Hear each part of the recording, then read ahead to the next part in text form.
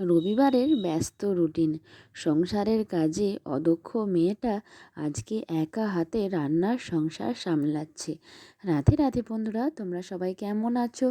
আশা করছি তোমরা সবাই বেশ ভালোই আছো। আমরাও কিন্তু এই ঠান্ডায় ভালোই আছি। আজ হলো রবিবার, তোমাদের সবাইকে সাথে নিয়ে আজকের ব্লগটা শুরু করলাম। সাথে থেকেও আশা করছি আজকের ব্লগটাও তোমাদের বেশ ভালো লাগবে। এখন ঘড়িতে বাজে ঠিক 5:30। তো আজকে ভোর ভোর উঠে পড়েছি, দেখো চারিদিকটা কেমন কুয়াশা মতন। তো আজকে অনেক দিন বাদ এই সকাল সকাল ছাদে এলাম। শীতের সকালে চারিপাশটা খুব সুন্দর মনোরম এবং পাখির কলরবে ভর্তি। তো এই ঠান্ডার জন্য ভোর ভোর না একদম ছাদে যাচ্ছিলাম না, যে ভোরবেলায় ছাদে গেলি না ঠান্ডা লেগে যাচ্ছিল। তো আজকে হঠাৎ মনে হলো যে একটু ছাদ থেকে ঘুরে আসি, আর যে বাসি কাপড়টা চেঞ্জ করলাম সেটাও একটু মেলে দিয়ে আসি। তো এদিকে আমি ফ্রেশ হয়ে নিয়ে ঠাকুর প্রণাম সেরে নিয়ে আমার কাজে লেগে পড়েছি। তো ওদিকে দেখো বড় মা 325 কেজি ভাতের চালের বস্তা বার করেছে। তো তোমরা তো অনেকেই আমার ব্লগ যারা ডেলি দেখো তারা জানো যে আমাদের আর কয়েকদিন বাদই বাড়িতে একটা বড় অনুষ্ঠান, তো তার জন্য এই চালটা লাগবে। তো সেই জন্য আর কি বাইরে বার করে রাখা হয়েছে, যে বাইরের দিকে রাখা হবে। তো এইদিকে আমি দেখো ছেলের জন্য চিড়ে সেদ্ধটা ভিজিয়ে নিচ্ছি। ভিজিয়ে নিয়ে এদিকে কি বলো তো, ছেলেকে তো খাওয়াবো, আর এখন তো ছেলে ঘুমাচ্ছে, আর ছেলে ঘুমালে কি বলো তো মনে হয় অনেকটা কাজ সেরে নিই। তো সেই জন্যই ছেলের চিড়ে সেদ্ধটা আর কি রান্না করে নিচ্ছি। তো এদিকে লাল ভরে তাল মিশিয়ে দিয়ে ছেলের চিড়ে সেদ্ধটা বসিয়ে দিয়েছিলাম, হয়ে গেছে, রেডি করে রেখে দিলাম গরম হওয়ার পরে। তো এদিকে জলখাবারটাও বানিয়ে নিচ্ছি। তো এখন কিন্তু খুব সকাল, জানো তো। তো মেয়ে ছেলে ওরা কেউই এখনও ঘুম থেকে ওঠেনি। তো দেখো আমি কুমড়োটা এদিকে গরম তেল তেলেতে দিয়ে আর কষছি, আর গাছ থেকে লাল লাল 4টে কাঁচা লঙ্কা তুলে নিয়ে এলাম। তো এটা না ভেঙে দিলাম, টেস্ট হবে দারুণ, জানো তো, কাঁচা লঙ্কার স্বাদটাই একটা আলাদা। তো এদিকে নুন হলুদ কাঁচা লঙ্কা দিয়ে কুমড়োটা ভালো করে কষতে দেবো। আর এই কুমড়ো একটু তেল দিয়ে ভালো করে না কষলে একদমই ভালো লাগে না, জানো তো। তো এরপর দেখো একটা চাপা দিয়ে দিলাম। তো ভালো করে কষা হয়ে গেলে তারপর কুমড়োটা সেদ্ধ হয়ে গেলে, আর এদিকে ছোটো কুকারটার মধ্যে আলুটা সেদ্ধ করে নিয়েছি, তো সেদ্ধ আলুটা দিয়ে দেব। তারপর এই যে ছেলের সবজির ঝোল বানাবো বলে একদম ওই সবজিগুলো কেটে নিচ্ছি। তো তার জন্য পেঁপে, বিন, সিম, বিট এসব সবজি নিয়ে নিয়েছি। তো সেগুলো একটা একটা করে কেটে নিচ্ছি। তো সব রকম সবজি না মিলে মিশিয়ে দিই। তো রোজই একরকম সবজি দিই না, তো সব রকম যেদিন যেমন থাকে সেদিন তেমন দিই। তো কি বলো তো, একঘেয়েমি রান্না তো ভালো লাগে না। তো এদিকে দেখো ছোটো কুকারটার মধ্যে কিন্তু আমি এই যে ডক্টর চয়েস সাদা তেলটা দিয়ে আর কি ছেলের সবজির ঝোলটা বসিয়েছি। তো এদিকে কিন্তু কুমড়োটা সেদ্ধ হয়ে গেছে, তারপর আমি সেদ্ধ করে রাখা আলুটা ওর উপরে দিয়ে দিলাম, দিয়ে একটু ভালো করে হালকা হাতে নাড়াচাড়া করে দিলাম। তো কুমড়োটা একটু বেশি সেদ্ধ হয়ে গেছে মনে হচ্ছে। তো তারপরে এই যে একে একে দিয়ে দিলাম চিনি, আর টমেটো ছিল না বলে এর মধ্যে দিয়ে দিলাম সস, আর দিয়ে দেবো মিট মশলা। তো তাহলেই আমার জলখাবারটা রেডি হয়ে যাবে। তো দেখো কুমড়োটা রান্না করতে করতে কিন্তু আমার ছেলের দুটো খাবার রেডি করে রেখে দিলাম। তো ছেলের এই সকাল থেকেই খাবার রেডি করে রাখার একটাই কারণ হলো যে ছেলে তো আজকে মেয়ে তো বাড়িতেই থাকবে। তো এদিকে আমি ভেবেছি যে আমার রুমটা ডিপ ক্লিনিং করব। তো তার জন্য তো অনেকটাই সময় লাগবে, তো তখন এই কাজগুলো করতে পারবো না। তো এদিকে ওরা সব ঘুম থেকে উঠে পড়ার পর রুমটাকে পুরো খালি করে দিয়েছি, খালি করে দিয়ে পর ক্লিনিং করতে লেগে পড়েছি। তো প্রথমে দেয়ালগুলো আগে ঝেড়ে নেব, তারপর নিচের দিকেরগুলো পরিষ্কার করব। তো এদিকে কি বলো তো, দেয়ালগুলো ভালো করে ঝেড়ে নিলাম। আর কি বলো তো বন্ধুরা, এই দেয়ালের দিকে এত নোংরা ছিল, কি বলবো তোমাদের। তো কেন জানি না, আমার মনে হয় এই যে ধান ঝাড়ার সিজনটা গেল, তো তো সেই জন্য জানলা খুললি না যত ধুলো রুমের মধ্যে চলে আসে। তো তবুও আমি মাঝে মধ্যে রুমটা ক্লিনিং করি, ঝুলঝাল কমই থাকে, কিন্তু ওই ধুলোটা বেশি থাকে, জানো তো। তো যাই হোক, চারিদিকটা পরিষ্কার করে ঝেড়ে নিচ্ছি আগে, তারপর আর কি নিচের দিকটা পরিষ্কার করব। আর কি বলো তো, ফ্যানের দিকটা তো এখন পরিষ্কারই থাকে, কেননা এখন তো শীতকালে ফ্যানটা তো অফই থাকে, তো সেই জন্য না ফ্যানটা একদম নোংরা হয়নি, দেখো পরিষ্কারই আছে। তো তবুও আমি আরেকবার ঝাড়ছি যখন ঝেড়ে নিলাম, যাতে নোংরা থাকলে সেটা পড়ে যায়। তো তারপর এদিকে বাঙ্কারের দিকটা তো কি বলো তো একদমই তো সরা নেই, সেই যে পুজোর সময় বাগিয়ে পর্দাটা এঁটে রেখেছি, তারপর তো একদম এদিকটা খোলা পড়া করি না। আর যেগুলো অপ্রয়োজনীয় জিনিস সেগুলোই এর মধ্যে রাখা থাকে, তো ওগুলো হয়তো বছরে একবার লাগে। তো পুজোর সময় এগুলো সব নামিয়ে তখন ঝাড়াঝুড়ি করি, এই পর্দাটা কেচে দিই। কিন্তু এখন হাতে একদমই কম টাইম, তো সেই জন্য অত পর্দা কাচা বা নামানো এগুলো করলাম না। তো যাই হোক, এরপর আমি জানলার ভিতরের দিকে ঢুকে জানলার যে বক্স জানলার ভিতরে যে ঝুলগুলো আছে সেগুলো ঝেড়ে দিচ্ছি। কেন বলো তো? কেননা ভিতরের দিকটা তো সবসময় ঝাড়া হয় না, আর বিছানার দিকে যখন বিছানাটা গোছানো থাকে তখন তো আর এগুলো ঝাড়লে না বিছানার দিকটা নোংরা হয়ে যাবে। যেহেতু আমি বিছানাটা খালি করেছি, তো সেই জন্যই আর কি বিছানার দিকটা ঝেড়ে নিচ্ছি।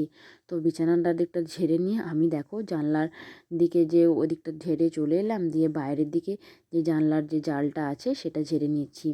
তো এদিকটা থেকেও না ঝাড়লে কি বলো তো, ভিতরের দিকে যখন ঝাড়বো তখন না এই বাইরের দিকে যত নোংরাগুলো সব ভিতরের দিকে চলে যাবে।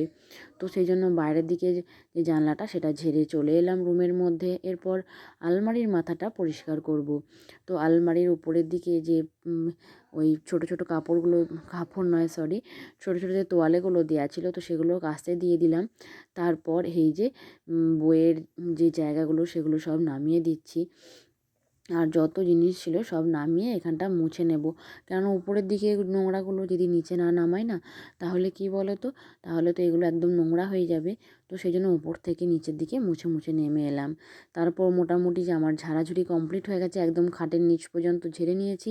তারপর রুমের মধ্যে যত নোংরা ছিল সেগুলো সব ঝাড় দিয়ে বার করে নিচ্ছি। তারপর আর কি মোছামুছির কাজটা করব। তো সেই জন্য যত নোংরাগুলো ধুলোগুলো সব ঝেঁটিয়ে বার করে দিলাম।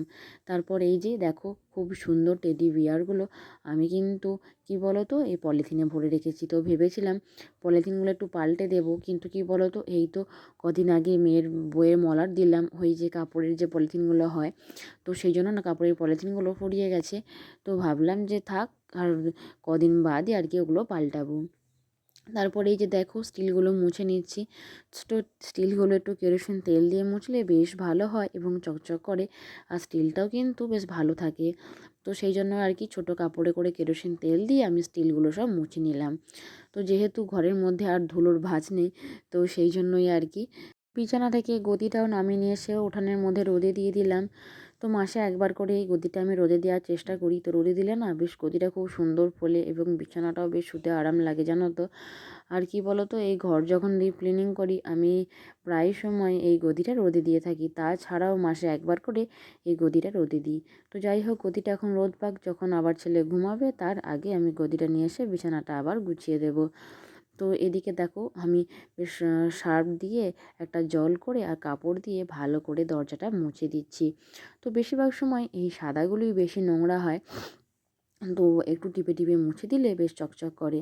তো তারপর একদম রুমের ভিতরে যে লাল লাল বর্ডারগুলো আছে, তো সেগুলোও একটু ভিজে কাপড় দিয়ে, তো সার্ফ দিয়ে জলটা করেছিলাম, তো দেখো পরিষ্কার করে মুছে দিলাম। বেশ লাল রঙগুলো বেশ চকচক করছে, দেখতে ভালো লাগছে। তো যখন ডিপ ক্লিনিং করব একদম উপর থেকে নিচ পর্যন্ত সবটাই পরিষ্কার করে নেব। তো যতটা পারলাম মানে চেষ্টা করলাম যে রুমটাকে একটু মানে নতুন করে সাজাতে। তো জানি না কতটা পারবো, কেননা ছেলেকে তো খাওয়ানোর সময় হয়ে গেছে। তো এই রুমটা ক্লিনিং করার সময় মাঝে ফাঁক দিয়ে ছেলেকে স্নানও করিয়ে দিয়েছি। তো যাই হোক, আমার আগের ব্লগে সোমা গাঙ্গুলি দিদিভাই কমেন্ট করেছে ভিডিওটা খুব সুন্দর লাগলো।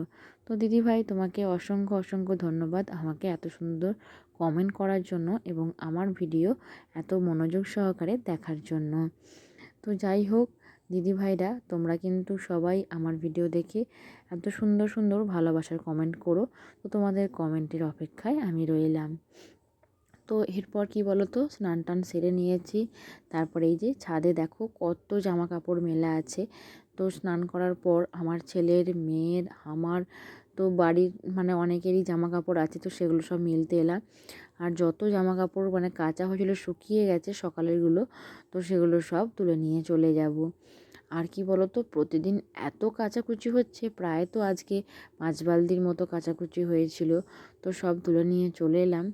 তো এরপর কি বলো তো, ওই খাওয়া দাওয়া সেরে নিয়ে ছেলেকে ঘুম পাড়িয়ে দিয়েছি, ছেলে ঘুমাচ্ছে।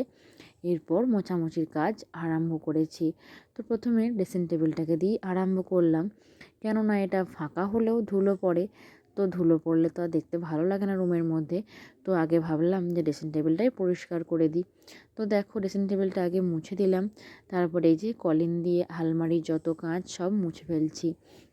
আর সত্যি কথা বলতে কি, কলিন দিয়ে কিন্তু এই কাঁচগুলো কি সুন্দর পরিষ্কার হয় আর দেখতে না বেশ ভালো লাগে।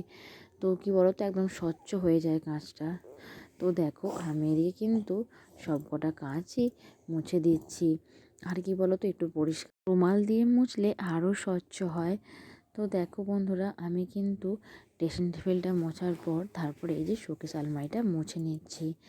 আর কি বলো তো, ছেলেকে বারে বারে দেখতে হচ্ছে যাতে ছেলে ঘুম থেকে না উঠে পড়ে। আর আমার ছেলে যদি ঘুম থেকে উঠে একবার না আমাকে কাছে পায়, তাহলে ওকে আর ঘুম পাড়াতে পারবো না। তো এদিকে আলমারির উপরে যে তোয়ালেগুলো কেটে দিয়েছিলাম সকালে, তো সেগুলো সব শুকিয়ে গেছে। তো ওগুলোকে এনে আগে বিছিয়ে দিলাম। আর আলমারির উপরের দিকটা তো আমি নাগাল পাই না, তো টুলের উপরে উঠি তারপর নাগাল পাই। তো ভালো করে তোয়ালেগুলো আগে বিছিয়ে দিলাম, তারপরই আর কি পুতুলগুলো সাজিয়ে রাখবো। তো পুতুলগুলো তো আমি সকালবেলায় মুছে রেখেছিলাম যাতে আর কি সুবিধা হয় গোছানোর সময়। তো তারপর কি বলো তো বন্ধুরা, আমার এখন ভয়েস দেওয়ার সময় এত অসুবিধা হচ্ছে কি বলবো তোমাদের। তো ছেলেকে ঘুম পাড়িয়ে রেখেই তবেই ভয়েস দিতে পাই ভিডিওতে, কিন্তু ছেলে যে বারে বারে উঠে পড়ছে তখন আমাকে আবার কাট করে আবার নতুন করে ভিডিওটা সেট করতে হচ্ছে। তো এত প্রবলেম হচ্ছে কি বলবো তোমাদের। তো যাই হোক, কাজও এভাবেই করতে হয়, তো একবারে তো যে কোনো কাজ করতে পারি না। তো দেখো সকালবেলায় ঘরটা ভালো করে ঝেড়ে মুছে রেখেছিলাম, আর এই যে ছেলেকে ঘুম পাড়িয়ে দিয়ে এখন বাগান যেগুলো গোছাচ্ছি বাগাচ্ছি এগুলো করতে হচ্ছে। তো সকালবেলায় একবারে সেরে নিলে তো খুবই ভালো হতো এসব গোছানো বাগানোর কাজ, কিন্তু ছেলে নিয়ে ছোট বাচ্চা নিয়ে তো আর সবটা সম্ভব হয় না। তো যাই হোক, এদিকে আলমারির উপরের দিকটা বাগিয়ে এরপর তাকগুলো বাগিয়ে নিচ্ছি। তো এগুলো তো যতই বাগাই ঠিক দেখবো একদিন পরই আবার এলোমেলো হয়ে গেছে। তো কেন যে এগুলো এত এলোমেলো হয় আমি বুঝতে পারি না। তো যতই সাজিয়ে গুছিয়ে রাখি তো দেখবো একটা জিনিস অন্য জায়গায় আর একটা জিনিস আরেক জায়গায়। তো যাই হোক বন্ধুরা, আজকের ব্লগটা এখানেই শেষ করলাম। রাধে রাধে।